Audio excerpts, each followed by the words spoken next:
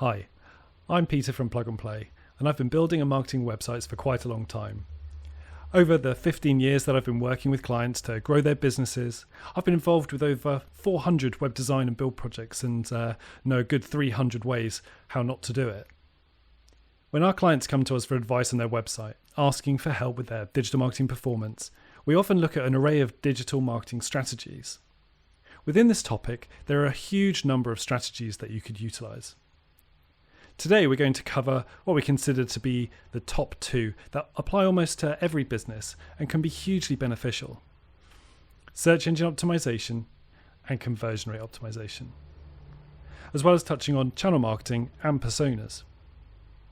So we're going to start by discussing how to be found in Google. Although we're discussing Google, the same principles apply to all the major search engines. Google has such a stronghold within the search sphere that other search engines follow a very similar course.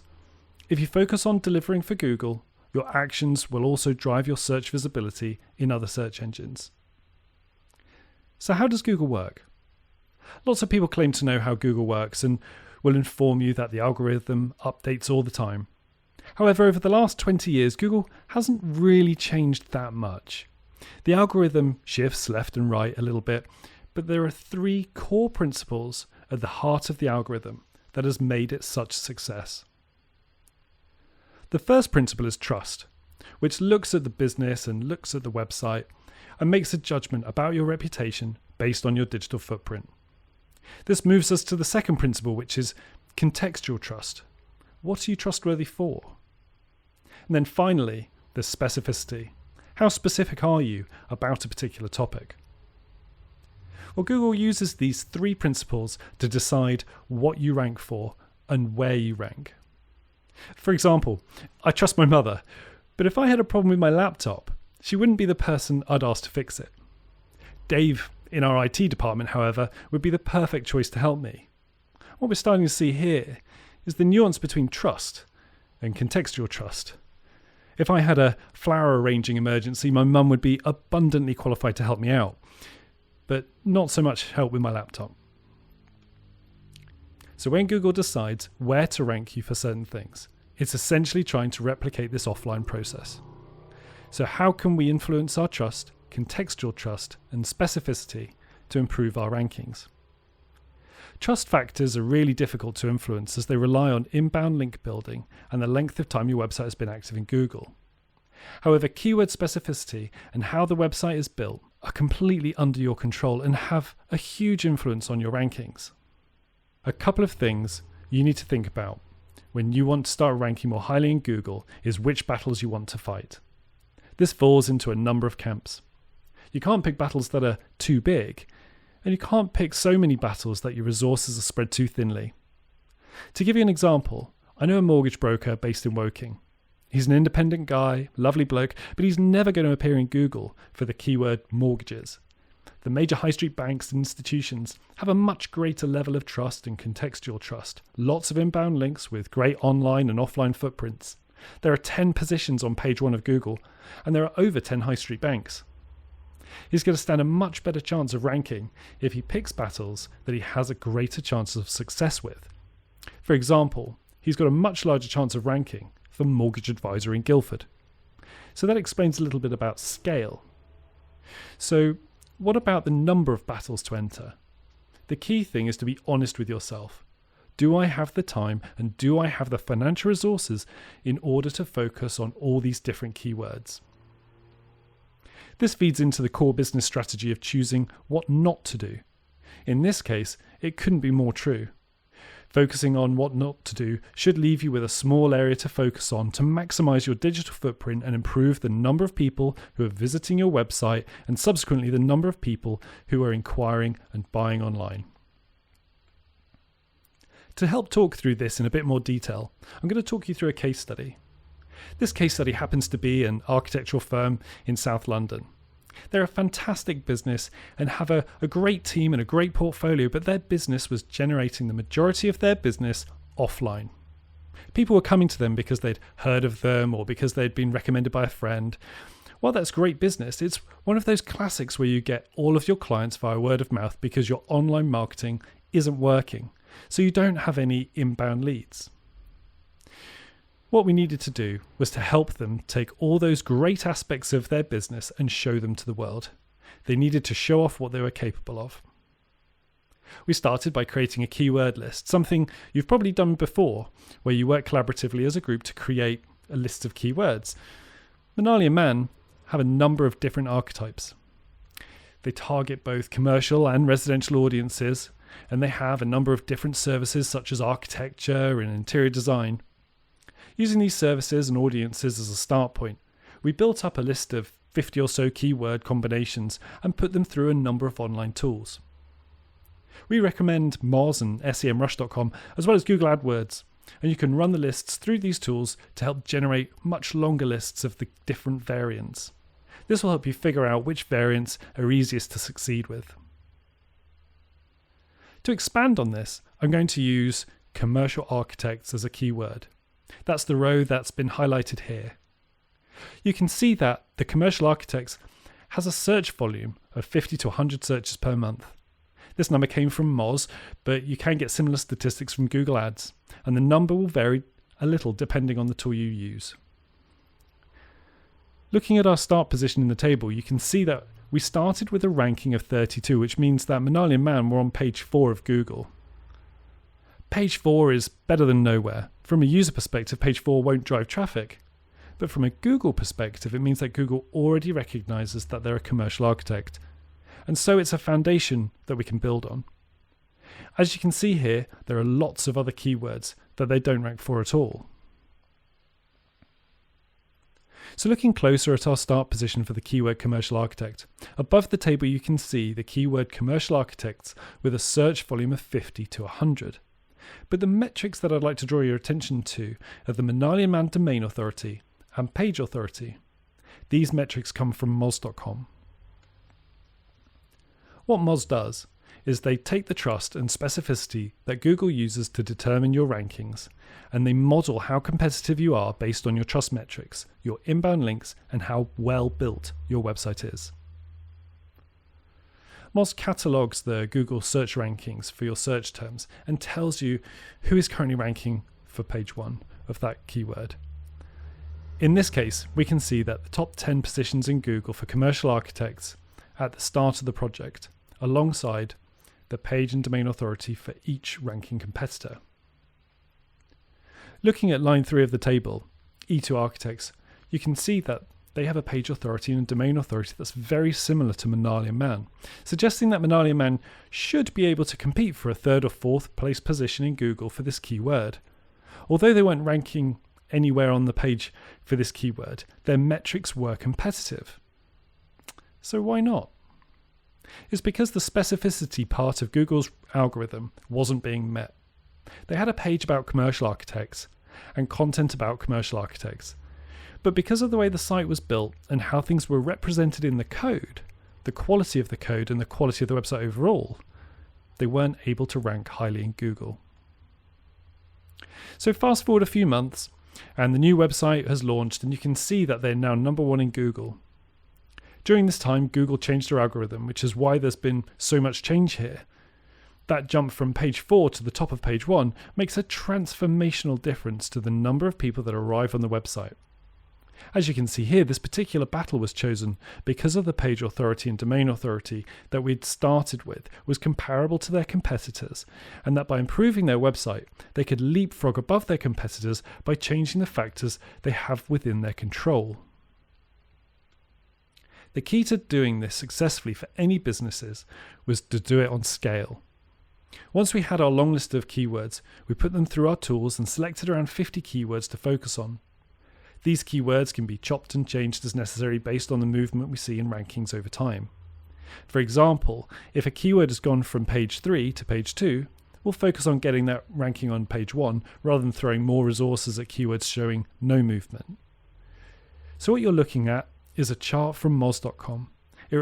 Each bar represents 1 week, and the height represents the number of keywords on page 1 of Google. The blue aspect above the bar represents positions 1, 2, and 3 in Google, and the green bar represents positions 4 to 10. What you can see on the left-hand side of the chart is that they didn't rank anywhere for these keywords when we started. However, they ranked for around 43 keywords at the time of making the chart, which was around the middle of December 2019. Of those 43 keywords, over half of them are in positions 1 to 3 of Google, so it's made a tremendous difference to them. This is a business that's gone from getting leads from word of mouth to opening up a new channel of lead generation, coming in on a Monday morning with 2 to 3 new leads to follow up. From a statistics perspective, they were generating quite a lot of traffic with their old website for their name, so they're getting a lot of brand-related traffic. When we increased their traffic by 91% over that period, we almost doubled their traffic by introducing non-brand related searches. That equates to thousands of extra visitors a month. This, in combination with a bounce rate reduction of 30%, has increased the number of inquiries that they are receiving via their website. And we'll be coming on to conversion in a little more detail shortly. So when you're looking at search engine optimization and looking to appear more highly in Google, there are several things you need to do. You need to research all the variations for keywords. Start off with that short list, then put it through Moz, SEMrush or Google Ads to create a longer list of all the written variants. Consider the intent of your keywords as well. For example, we're a web design agency. We wouldn't necessarily want to invest in appearing in Google for web designer, as that suggests you're looking for an individual or a freelancer. Therefore, you wouldn't be aligned with us when it comes to engaging offline. What we want to engage in is those battles where an individual has decided that they want an agency and are therefore more aligned with us and more likely to convert from a visitor to an inquiry and ultimately to a paying customer. Think outside the box. With Minale and Mann, we looked at the different types of projects they were undertaking, and they had a number of conservation projects where the fees were very high and the projects were of scale. They had a portfolio of items that were very good for these search phrases. It happens that Google wasn't reporting any search volume for this at all, and the search volume is likely to be very small. However, because the project value is so high and they're able to be very specific for it, although it'll likely only deliver 1 or 2 leads a year, the likelihood of converting that lead into a successful client is high. So it's not necessarily always about playing the big numbers. Finally, invest in the tools you need to do this well. Your competitors will be using these tools and agencies to review this stuff for them. So if you're going to do this well, you need comparable tools to get the insights and help determine the battles that you have a statistically significant chance of succeeding with. And this feeds into the customer acquisition cost model. What you can see here on the screen is that we're going from market penetration all the way through to sales. Running through from the top, the market size is the difference between appearing on Oxford Street or a side alley, and market size in a digital sense is the number of people doing the Googling for the search terms you want to appear for. Therefore, the market penetration is how highly do you rank in order to get that traffic visiting your own website. To give you some insight here, if a website was ranking 5th in Google, then it's likely to get around 8% of the traffic. If there's 100 people searching and they rank 5th, they're likely to get 8 visitors per month. So what you can see here is that market size times market penetration equals website traffic. Next is the conversion rate, so the percentage of website visitors turning into inquiries. What's interesting about conversion rate is that it's an area you have a surprising amount of control over, and that's what we're going to come on to next. So finally, the traffic times the conversion rate equals the inquiries, and the inquiries times your offline conversion rate equals your sales. So, how do we increase the conversion rate? The first thing you need to do is understand what conversion rate you should be going for and how the conversion rate you have compares to your competitors. There's quite a lot of websites out there with statistics on what a good conversion rate is. This happens to be from Unbounce, but there's other marketing-oriented businesses such as e-consultancy that have statistics on this as well. You may find that there's a sector or a demographic that quite tightly aligns with your own business, but we'd recommend starting with an expectation of around 2.5 to 3.5% for your own conversion rate. If you are a brand leader with a highly specific product in a commodity market, then your conversion rate is likely to be much higher. Also, if you're very targeted with your marketing, the higher your conversion rate is likely to be as your audience is more aligned with your product or service. The wider you go with your marketing, your conversion rate will drop as people who are further away from your brand or product find your website. A 2.5 to 3.5% conversion rate is a good balance between the right quantity of traffic and the right aligned target audience to convert into paying customers. Good e-commerce websites typically have a 4.5 to 7% conversion rate.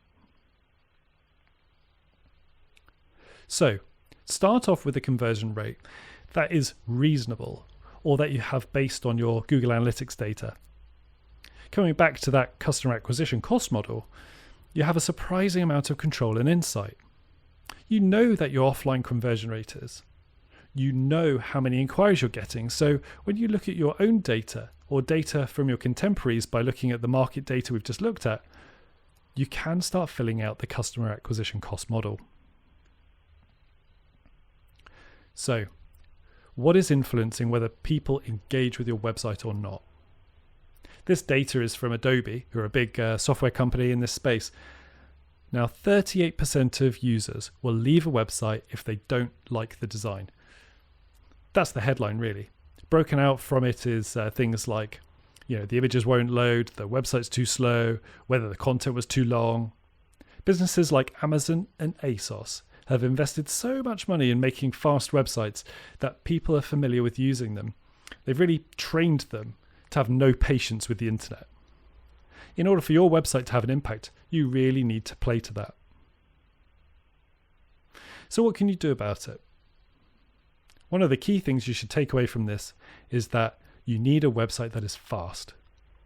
The key action related to this is that you should be using a content delivery network.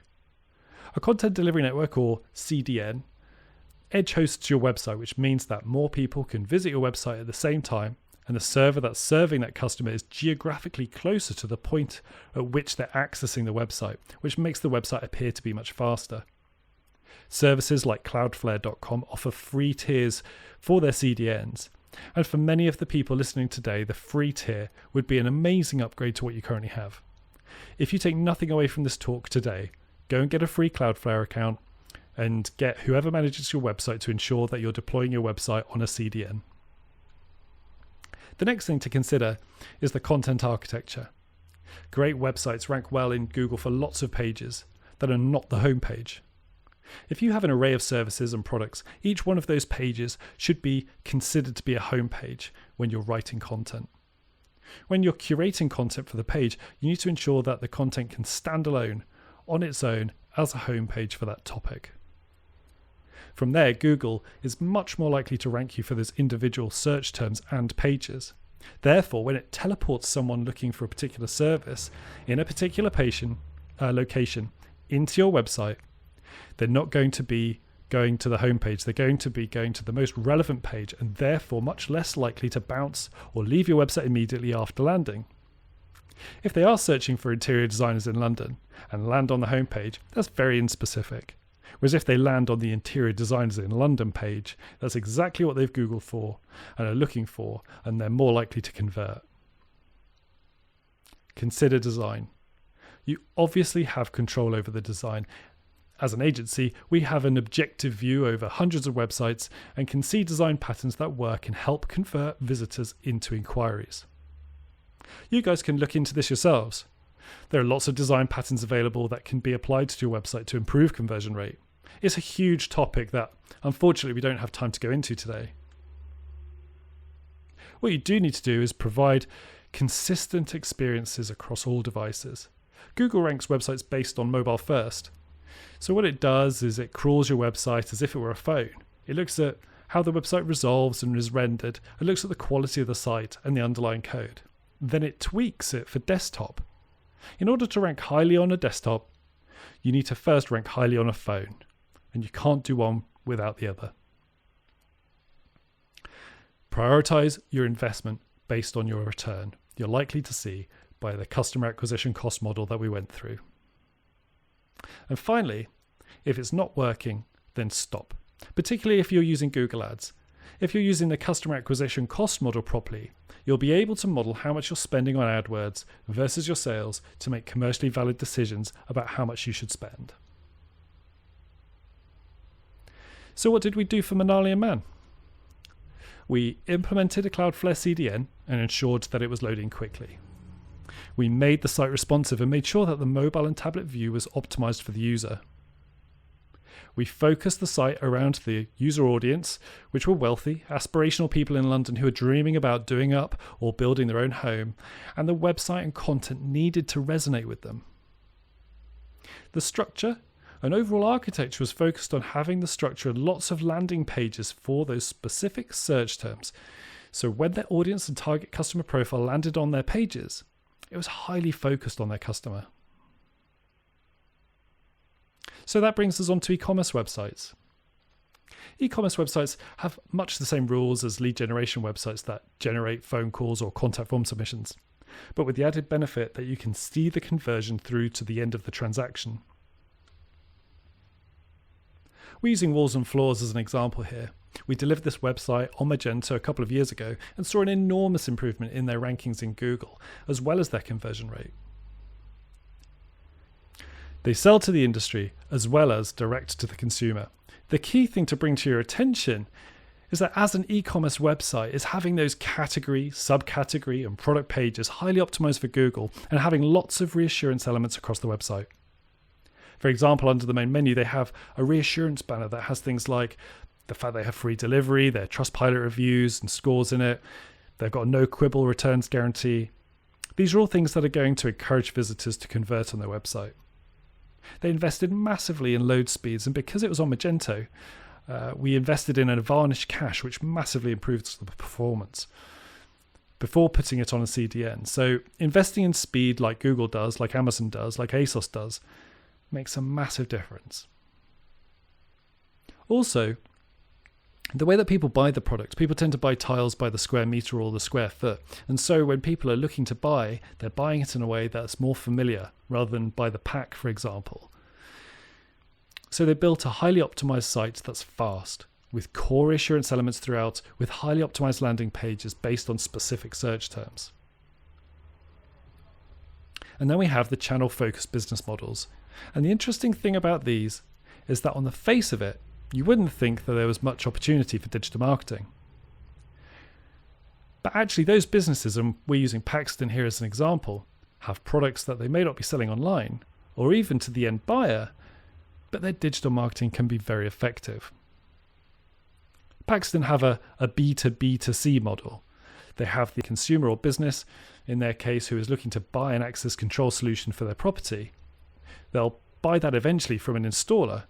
The installer is likely to buy it from a distributor or trade counter, and it's Paxton who manufactures and delivers the product to them. So really their marketing can only be focused on a couple of areas. Their product and how they differentiate the product and promote it as the product of choice. But more than that, the people on the ground actually make a difference to what the end user is buying. If the installer is going in and recommending something, how does Paxton ensure that it's their products and solutions that are being recommended? So this business, to give you an idea, has about 300 people within the company. They operate in 8 territories, and we went from a position where they had 13 different websites across these different territories and different languages and harmonized them into one WordPress website. In doing so, we were able to harmonize the messaging for all of those different archetypes into one place.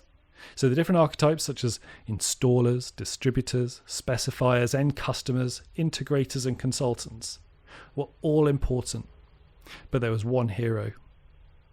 The hero in Paxton's case is the installer because they make such an enormous difference. They're the ones going into a building, seeing what's needed, and then making a recommendation for a product. For Paxton, at the heart of their website was how can we be the easiest business to work with for an installer? Not only how can we represent our products in the right way to get our products to market, make the customers want the product, it's obviously very important, but how do we make our installer network advocate for our product? These installers aren't wedded to Paxton, and they sell lots of different access control systems and solutions from lots of different businesses. How do we make Paxton the company of choice? And what they did was they focused on how they could enable their customers to win more business. How do we improve the support they get? So the entire website is focused on that archetype and delivering the best possible service to the installers. We did this by providing the internal marketing team with a flexible content management system based on WordPress, where they can manage and edit the website, which has in the region of 5,000 pages. It's been a massive success in improving the success and penetration within that audience archetype, but there are examples where a single website for all of your archetypes isn't the right thing to do. And that's very true for house builders, for example. Thakeham, the example I'm going to use here, are a house builder based in the southeast. As a house builder, they have lots of different types of communication to lots of different archetypes that isn't really appropriate to going on the same website. When we look at the archetypes, they want to be seen in a good light by all of them. But it's very difficult to say to an investor that we're going to make you lots of money, while at the same time telling landowners that they don't want to pay that much and want to negotiate on the price. Or whether they're going to say to their investors that they're going to build lots of houses, but say to local neighbourhoods that they're all about community building and we're not going to bulldoze the countryside and put up houses everywhere. So it's very difficult when you're trying to manage lots of different types of communication as a business. These archetypes need different types of communication across different websites. What we were able to do was provide them with a range of different websites for those different archetypes and focus those keywords on different keyword sets. A lot of Thakeham's advertising is offline, and they also have hoardings around various building sites, so they have different URLs in different places as well. The group is really focused on investors. Homes is focused on selling homes, and the Thakeham client is focused around their building services, typically for councils or housing associations who want to build large-scale developments. Across all of their different archetypes, they have a range of websites that are able to have clear communication with segmented messaging, and all of them rank highly in Google for relevant search terms. So we've covered quite a lot there, but to cover some points to take away, pick your battles and have an honest conversation with yourself over how much time and money can you afford to spend on the battles. Are the battles too big? Are you picking too many? Are you picking a statistically valid way of selecting those battles? More importantly, which battles you choose to not engage in? Business strategy and SEO are very similar in this way, and it's about choosing what not to do. Think outside the box. Whether that's going after a bunch of high value but low quantity search terms, or focusing in on a particular area of expertise, or where you've got a good portfolio or product fit. Prioritize investment based on the return you'll see. Use the customer acquisition cost model to model out whether you need to improve your market penetration or your conversion rate. And make sure that your website content and structure is adapted to your customer archetypes. Do you need one or many websites? Are you going to be really relevant and specific for a particular topic, or do you need more of an overview for lots of different services? Thank you very much.